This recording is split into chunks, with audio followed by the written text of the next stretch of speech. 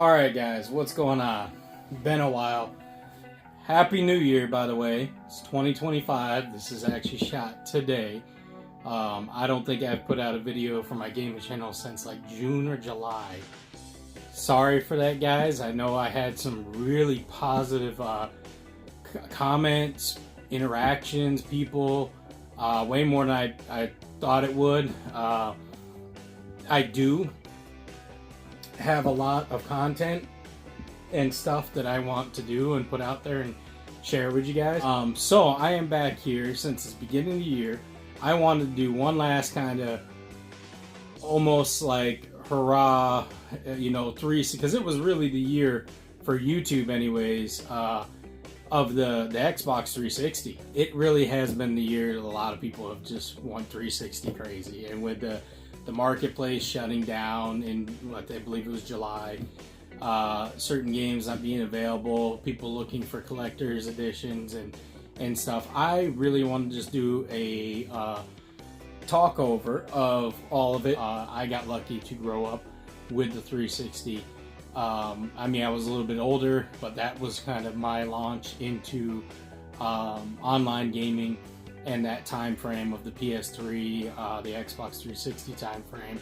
I was able to enjoy all of it, all the way from the actual Red Ring of Death, which wasn't really enjoyable but kind of funny now, all the way to what we are today. And I kind of wanted to go over just a little guide, and I'm no tech pro or anything like that. I do take some of these apart, fix stuff, and do some of that. And if you guys like to see some of those videos, let me know. I'd love to share that with you guys if you'd like. I do take apart a lot of consoles and have fun with that too, and try my best at fixing them. I'm no professional.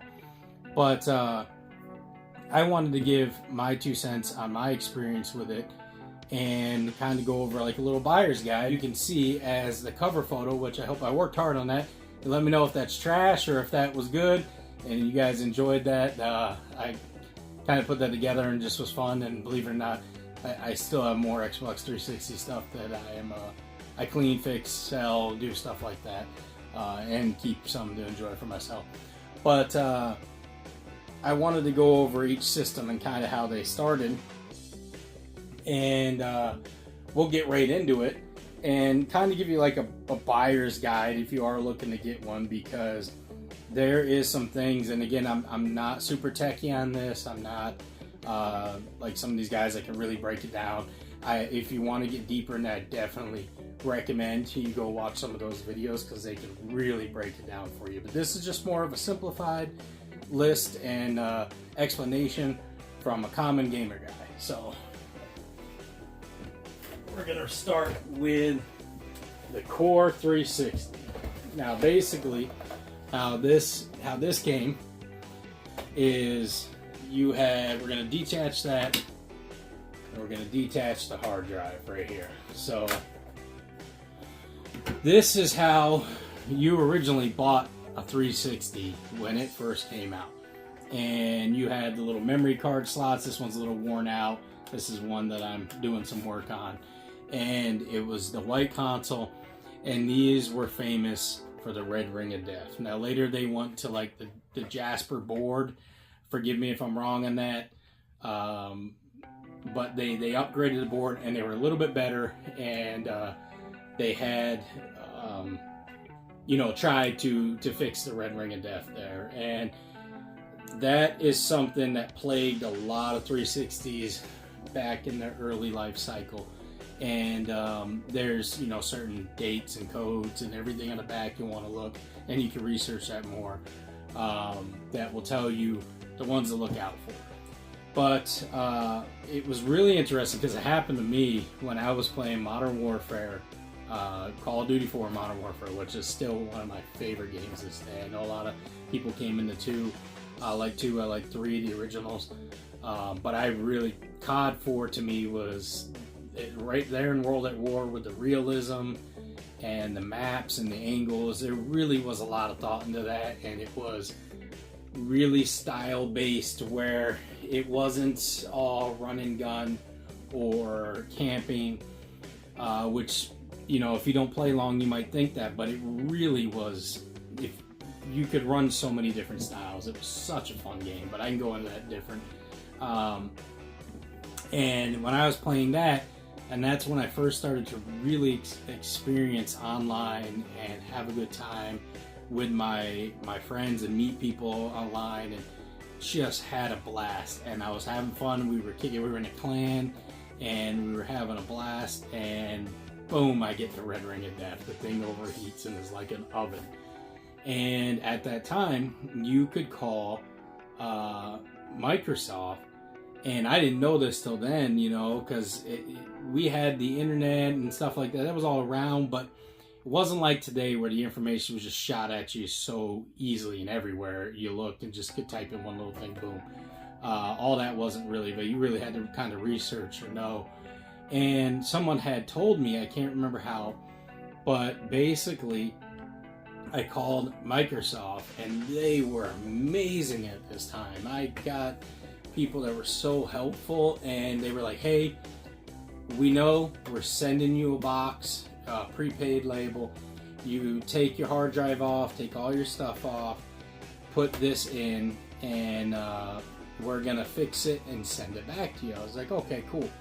So at the time, you just had a 20 gig hard drive. This was, it just said HDD on top, and it fit on there, and that's if you even got the one with the hard drive, which kind of was considered like the Elite package. There was the Arcade, and then wasn't officially called Elite. It was just the 360 with the hard drive. And at that time, just like this one, there was no HDMI. This is a very early model. There was no HDMI port. There was no Wi-Fi, built-in Wi-Fi. It was all straight to CRT type TVs, or, you know, early flat screens at that time. Then you had component if you wanted Wi-Fi, which I just hardwired it, which at that time you wanted to hardwire if you were playing COD or something like that, compared because Wi-Fi just wasn't what it is today. And these were awesome when they came out.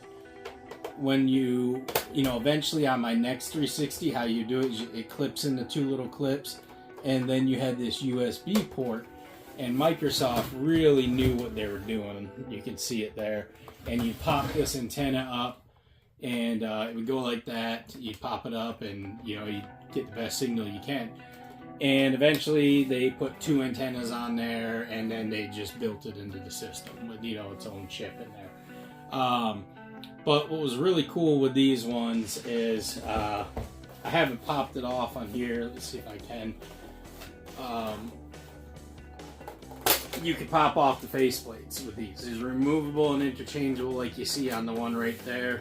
And that was a really cool thing. And they have actually started to become, let me make sure I get this one on there right. There we go. It was pretty easy to pop it on and off. They have started to become kind of a collector's thing, which is kind of cool because, I mean, at the time, people were just like, it's cool, you know, but it wasn't like a big thing. Now I'm seeing them go for a pretty good price, and there's not many out there, so it's kind of cool. I mean, they had like wood grain to like anime style to like Mass Effect to all kinds of stuff. But anyways, going back to the story, they sent it back to me, and they sent me like, I think it was like 6 months or a year free of Xbox, which time Live, it was gold then, the gold package. And they sent that to me. They sent me a free brand new white controller. I can't remember, like a few, it was like a care package, dude. It was freaking awesome with a letter and for me, it was a really cool experience, even though it sucked. I mean, it was down. I think I waited like a month, 2 months. I had no 360, and it sucked. And at that time, I had like a McDonald's job or something. I didn't have the money to go buy another one and do that. You know, I was just I was living with my dad and, you know, struggling just to buy gas. And so it was really cool, the experience, and I got treated really well. I'll never forget the customer service from that. So with that, this core console, the white one, really has some nostalgia for me. I really did. I actually ended up having two. Quick story, my first one was actually given to me at AutoZone from a guy that was actually asking for my employee discount on some parts, and he wasn't a gamer, and he was like, I got this for Christmas, I don't really like it. It was brand new at the time. I don't think he even really knew what he had, or it could have possibly been stolen now that I think about it, but I was young. I didn't know anything like that at that time, and even by today's standard, I kind of don't get that feeling from him. He was a little bit older at that time, and I think he got it, and it wasn't his thing, because it was open in the box, it was taken care of, everything. I didn't have it like jacked. It was completely in the box and everything, and you could tell it had been, open and used a little bit, but it was barely done. It had perfect dark zero with it, actually, and a memory card, I think, if I remember. It was the non-hard drive one, and I was like, holy crap, heck yeah, and I gave him discount because he was buying a ton of parts, and I gave my employee discount, which technically probably shouldn't have been able to do, but whatever, he was family. So I ended up getting it, and that's how I got my first one. And I ended up having to sell that one pretty quick due to just life. And then later I got another white one, and that was that story. But I can't recommend these ones if you're getting it to strictly play. Like if you wanted to play this all day or play a long RPG on there or something special, these things are still prone to the red ring of death. And even with the Jasper board and everything, they still tend to have some issues. I would have to definitely say pick up the next two models, one of the two models, and these hard drives. I mean, they came in, I believe, someone correct me in the comments are wrong, it was like 20 gig, I think 60, I don't know if they had a 40, they may have had a 40 at one time. I think there was 100, and then once we moved over to the Elite, it was like 120. And I don't know if they ever made a bigger one on these, but there's a guy that breaks down how you take these hard drives off and use them, apart and use them. But it was really cool. It was at that time, there was nothing console-wise. You could just remove the hard drive and press the button, and boom, upgrade your hard drive or swap between hard drives if you did. But so that anyways is the core model, and then what happened is we went to the Elite, and the Elite was supposed to be better without so much issues of the red ring of death, supposedly, but it really did still have that issues. I guess I'd say I've probably seen a lot more core than the Elites, but still, saw that there was supposed to, I believe, some very mild, don't quote me on this, it was either updates to cooling or the drive was a little bit quieter. You got the bigger hard drive, and then you got the black housing with the 120 gig hard drive. And I think the biggest thing about this model, and they did it to some of the white ones too, I think the arcade, was the HDMI port. So if you're looking for one of the older models to play and you're willing to risk it, I'd say nowadays look for the HDMI port one. You still didn't have built-in Wi-Fi. Somebody, again, correct me if I'm wrong, I don't think any of these models ever had built-in Wi-Fi. I can't remember. I don't think any of these models, this older style, had that. But if so, let me know, because you had to have the connection that I remember constantly. And these models were really pretty much the same thing in a black shell. If I had to pick between the two, I would say grab this. If you're collecting, I'd definitely grab each one. They're cheap enough right now. I do think, all honesty, this stuff will probably continue to rise. Now, some of the games and stuff are coming back down, which is good because some of them are at just like crazy prices. But I do think, just like everything that goes up, kind of comes down, goes back up, kind of comes down, and then kind of starts to stay steady. And you still have the hits, but more so it stays in that steady range. So these faceplates, I definitely think that they're going to continue to go up because they're a really cool thing to see. And a lot of times I forgot to mention too, those, like a lot of the 360s, but definitely these ones had issues with the disk drives, belts needing to be changed, hitting the button a couple times to get it open. Even with a good belt, it just sometimes it seemed like you had to press the button a couple times, even almost on brand new ones. I just think that was a common thing with the issues on those. But now moving over, oh, and then also to kind of talk about the controller here, the white one is the same, I can show that. The early controllers, you can tell they had the gray bottom, they had kind of, in my opinion, the crappier thumbsticks, and they just had a little bit, not terrible issues, but I think the updated version was a little bit better, in my opinion. But these are still great, and you could get wireless, you could get wired. They do the batteries. You can buy rechargeable battery packs, and they did do some custom 360s that I'll get more into. But going back to this model, they did do a Halo 3, which was really cool. They did a Resident Evil 5 red one. I think they had a Final Fantasy 13 package, but that wasn't anything different, just the game in the box.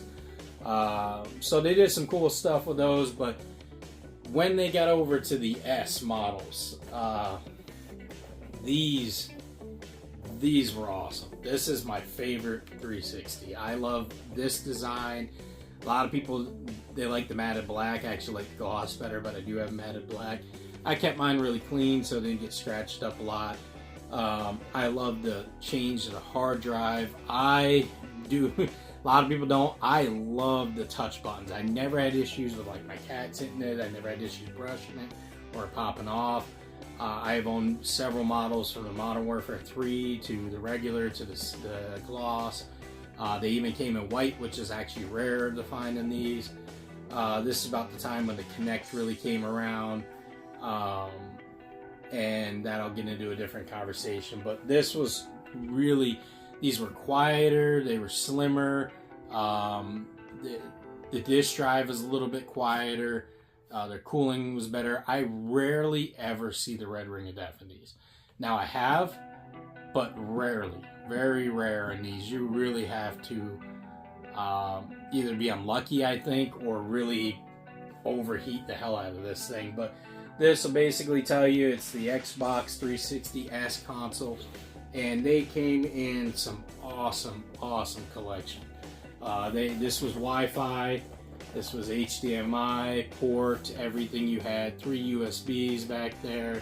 They updated, I think you had an optical drive port, you did.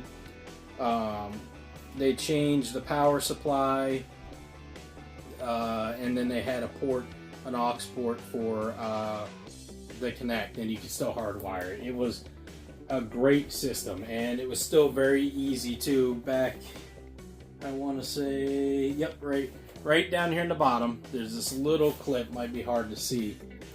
So you see that clip right there, you push forward. So you push forward on there, and there you go. And then you'd have the hard drive. You could just pull it out, and it'd have a little tab on there, what gigabyte it is, and this is how they look. And this is a 250, but you could get all the way up to 500. And I love this. This was how they also continued to the next model. This was my favorite one, and by far I think this is the best to pick up. And they had the Gears of War edition, which looks freaking sweet. They had the Halo 4 edition, which was like see-through. I'm from the 90s kid. I love the see-through stuff. Modern Warfare 3, I forgot saying the other Xbox style, the older ones, there was a Modern Warfare 2 console, but this is when they started to do the sounds. They had the Star Wars one, so when you turn it on, it'd do a special sound, turn it off, do a special sound, open the disk drive, do a special sound. These were just freaking awesome. This was I think the pinnacle of Xbox 360, like the top-notch, perfect time. This is when Xbox really, Microsoft was kicking ass. The controller got revamped a little bit that time and looked a little bit better, and just, to me, felt better. And they really started to go even further with it, I guess I should say. So that is my top pick right there on the S model that you should go with. And another thing that a lot of people forget that I want to talk about really quick is that, and I'll show you just some of the games, or you've probably seen it looked up, is a lot of people forget, I notice when they're talking, that the Xbox 360 was backwards compatible with a lot of your original Xbox discs and a lot of the games, and it was really cool. You could wirelessly, hook up 4 controllers, play 4 players without having to plug in port like you had to do in the original Xbox. It just really was an awesome system at that time, where I think PS2 was the only other one doing backwards compatible, and PS3 did do it, but I think they did it for PS1 and PS2, and then they X'd that, did only PS1, and it was certain, and then it became a whole headache, whereas Xbox is really true to their backwards compatibility, and I think we have them to thank for the backwards compatibility being so big today, and preserving some of those games and easy access and the updates, because the original hardware is always fun to play it on, but Xbox really did make the experience on your Xbox One, the Xbox Series X and S, a better experience, where a lot of times generally they mess it all up. Most of the stuff they've ported over is generally a much better experience. Not that 360 still isn't a way to play it, and honestly, if you have a good TV and you hook up the HDMI, man, some of the 360 games still look freaking amazing. They really do. But going into the last model, this is the last model they made of the Xbox 360, and it only had one special edition afterwards, which is actually starting to become pretty rare. And it wasn't even really that special, it was just different colors. But I think it was 2013 when they released the Xbox One, and they were pushing all online kind of BS at that time, and they released this as a affordable way for people to still play Xbox 360 and keep up for a little while. And it was kind of designed to look like the baby Xbox One, I would say, at the time when it was the big VCR looking size. And with this one, I want to say you'll have to go look up technical. The board, everything, the upgrades were better. I think it was more powerful. It actually was quieter disk drive a little bit. It cooled better. A lot of people did like these ones. The only thing that I see a lot of problem with these, I've never seen. I take it back. I think I've seen one red ring of death on this, and I think I remember seeing it blink red on one of them. Not on mine, but it was extremely rare. Extremely rare. And it might not even been that same problem, but it had some issue. It was blinking red. But the disk drives, these pop out. They want to like a cheaper plastic to save money, cheaper stuff. And I get it, they were trying to save some money, but man, the disk drives on here suck. It pops out, and a lot of times it pops to the side, or a plastic piece and it breaks. I just don't think these disk drives are very reliable as far as the tray, I should say. The drive itself is great. I never had an issue with that. Again, belts need to be replaced on how old these are. I mean, this was 2013. But they actually downgraded this, in my opinion. You lost the touch buttons, which I liked. You want the physical buttons, which a lot of people did like. Again, I think the physical buttons, after a while, on these consoles don't age very well. You lost a port. I want to say you had 2 on the front. You lost 1 on the back, which in the S model, was there it? Yeah, you still had 2 in the front, so you actually lost 1 because they just put 2 in the back. I think you lost the optical drive. You did. Yep, there was no optical drive. You got AV, this different type of AV plug that you could use in there, but you lost the actual component cables and everything that Xbox kind of designed it for. You still had a connect port, and you could still hard wire your Ethernet cable in. They changed the power plug again, which that actually is kind of more expensive to pick up, in my opinion, now. But the hard drive is pretty much the same. You had the little clip right over here. See if I can show you that. right there, see it over in the corner. You pop that out. I don't think I have a hard drive in this one anymore. You would pop that one, and again, see, it's a little bit more annoying too. If I can get it, because mine's just older, but same style. So that was cool. At least you were able to keep that, and it definitely is cheaper plastic to take it apart. It's a little bit lighter, and I do like the design. It is sleek, and everything carried over the same, which was really cool. You could do that, but I think the S, I mean, side by side, the S is just a little bit taller, a little bit. Other than that, guys, it's basically the same size, you know, and it's just a better built console in my opinion. I like it much better, and it looks, to me, that design looks way better. But if you do find one of these, I think because so many of them weren't sold and they're tougher to find, I think maybe this model will hold its value better in the long run, which is kind of, I guess, a cool thing about them. And fun times. You know, Halo was born on the Xbox. It was basically mastered, you know, really well on 360. I think you still had other Halos that are great on the One and Series X, but Halo really, you know, Halo 3 really revolutionized a lot of stuff for Halo. Halo 2 is my favorite, personally, I think, but you had Halo Reach, Halo Wars, Halo 3 ODST, all kinds of stuff, you know, and that spawned continuing on to the next generations. You had Mass Effect 1, originally was only on Xbox 360 at first. That was a great game. You had Dragon Age, which was a great game, I think, and I think that was earlier on 360 first, as far as console. You had, you know, like Infinite Discovery, Lost Odyssey, great JRPGs.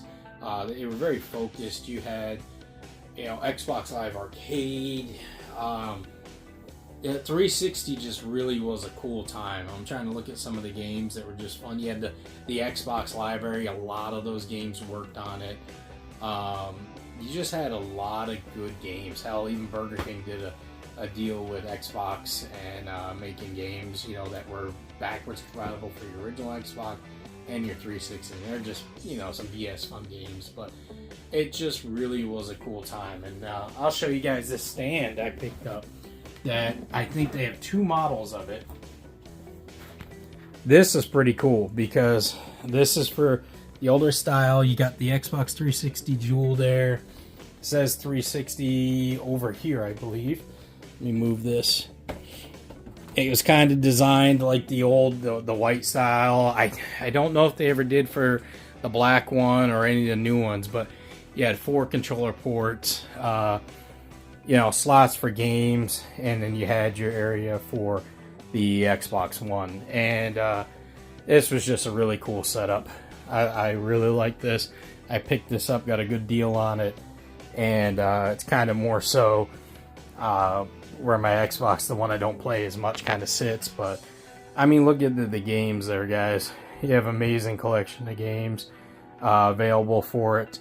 Most of those are all exclusives or were exclusives at one time and then were ported over.